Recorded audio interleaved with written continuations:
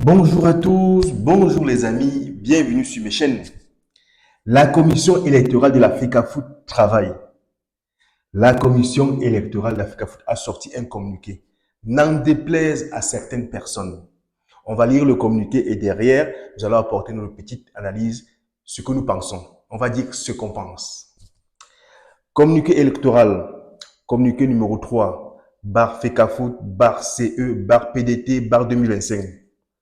Portant ouverture des dépôts des candidatures au poste de président, vice-président des conseils d'administration des ligues départementales de football et des délégués aux assemblées générales régionales. Non, aux assemblées générales régionales. Voilà.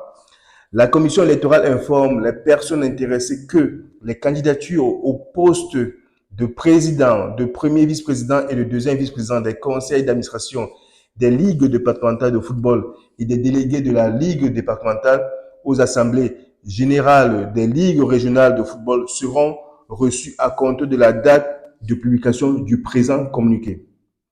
Première condition générale d'éligibilité. Tout candidat poste Tout candidat au poste de président, de premier vice-président et de deuxième vice-président des conseils d'administration des ligues départementales et des délégués des ligues départementales aux assemblées générales des ligues régionales de football doit remplir les conditions d'éligibilité ci-dessous. A. Être citoyen camerounais jouissant de ses droits civiques. B. Être âgé de 21 ans au moins et 70 ans au plus. C. N'avoir pas été condamné à une peine définitive privative de liberté et assortie d'un titre de détention. D. Ne pas avoir été condamné dans les 5 années qui précèdent l'assemblée élective à une sanction de suspension de 2 ans minimum relative à des faits disciplinaires et ou de violation de l'éthique sportive par un organe juridictionnel. E.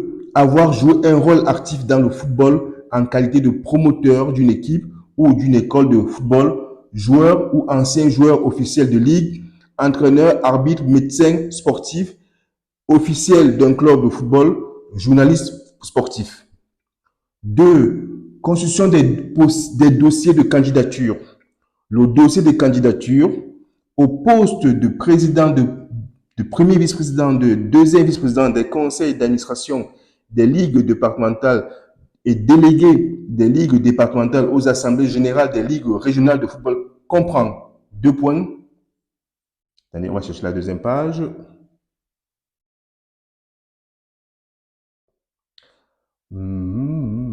Comprend. Donc, si vous arrêtez à comprend. Comprend une déclaration de candidature sur le modèle fourni par la FECAFOOT et signé personnellement par le candidat. Ce modèle est disponible sur le site internet de la FECAFOOT et peut être téléchargé ou obtenu auprès du secrétariat général de la Ligue départementale. 1. Un engagement sur l'honneur pour les candidats sujets à incompatibilité avec les fonctions de président de la Ligue. 3. Un bulletin numéro 3 de l'extrait de casier judiciaire datant d'au moins 3 mois. 4.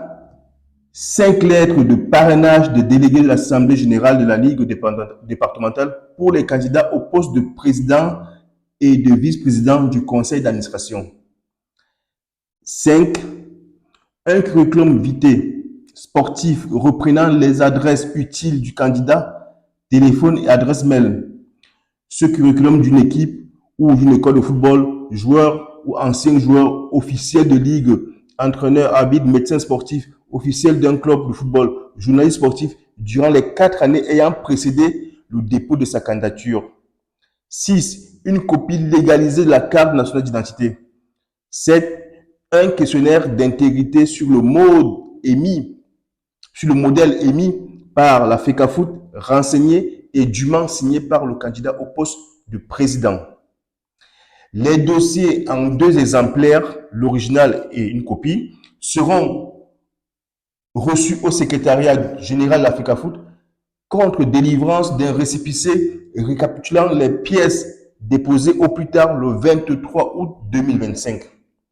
Les candidats disposeront d'un délai supplémentaire de 2 jours, soit jusqu'au 26 août 2025 à 18 heures pour compléter leur dossier ou y remplacer des pièces non conformes. Fait à Yaoundé le 21 août 2025, le président de la commission électorale, Henri Noël Moukouri Missipo. Les amis, une fois qu'on a lu ça, on se dit, pourquoi tant d'agitation au niveau du cimetière, au niveau des bacs plus 15 du ministère des Sports? C'est quoi le problème? La FECAFOOT continue de travailler. La FECAFOOT continue, avec sa commission électorale, de pouvoir organiser ces élections à la tête de la FECAFOOT le 29 novembre 2025 prochain. Et là, il y a des gens qui sortent, je ne sais pas d'où, qui disent par mail, des agrégés, des bacs plus 15, des docteurs en dolé, des agrégés en bongo chobi, qui nous sortent que le président Samuel Eto'o ne peut pas, du moins les élections ne peuvent pas avoir lieu parce que, soi-disant, en 2021, les textes n'avaient pas été conformément approuvés par le MINSEP. Donc, l'avis de conformité n'avait pas été donné. C'est là qu'on se dit, mais les gars n'ont pas abandonné l'idée de récupérer la FECAFOOT. Les gars n'ont jamais abandonné l'idée de récupérer la FECAFOOT. Tout le monde veut aller à la mangeoire, puisque là-bas, on sait que c'est la mangeoire. Donc, tout le monde veut manger l'argent de la FECAFOOT. Parce que sinon, pourquoi cette bataille? Pourquoi cette bataille? Pourquoi se battre 4 ans après? 4 ans après, pour dire et redire. Et en plus, le pire dans tout ça, c'est que nous avons des grands docteurs en dolé, des agrégés en bongo chobi, des agrégés en je ne sais pas quoi, qui parlent d'une histoire qui a déjà été jugée par des tribunaux. C'est-à-dire que la conformité ou la non-conformité des textes de la FECAFOOT ont déjà été tranchés dans un tribunal. Donc, il y a déjà eu une décision judiciaire qui a été apportée à cette question. Pourquoi revenir là-dessus aujourd'hui alors qu'il n'y a aucun élément, puisque la décision de justice est définitive? À quoi ça sert si ce n'est que pour distraire? Ou alors pour essayer de faire un sabotage en bonne et due forme? Les gars, si vous voulez être président de la FECAFOOT ou bien être éligible, déposez vos dossiers. Simplement, déposez vos dossiers et laissez le président travailler. Là, il y aura une élection en novembre, mais les gars ne font que trouver des solutions, je ne sais pas quoi, ou des solutions, pour dénigrer le travail, pour saboter les élections, en espérant récupérer, ou alors, je ne sais pas, qu'est-ce qu'ils espèrent. Supposons un instant qu'il n'y ait même pas d'élection. Que va-t-il se passer? Le président Samuel Eto'o sera toujours président. C'est-à-dire que c'est-à-dire que son mandat va se poursuivre.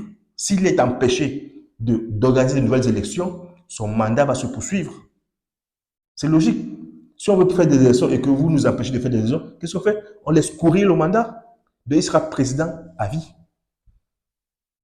Si ces gars, les bacs plus 15, là, les docteurs en dolé, là, s'ils veulent venir chasser, comme ils disent, bien saboter l'élection à la tête de la FECAFOOT, ils n'ont qu'à déposer leur dossier.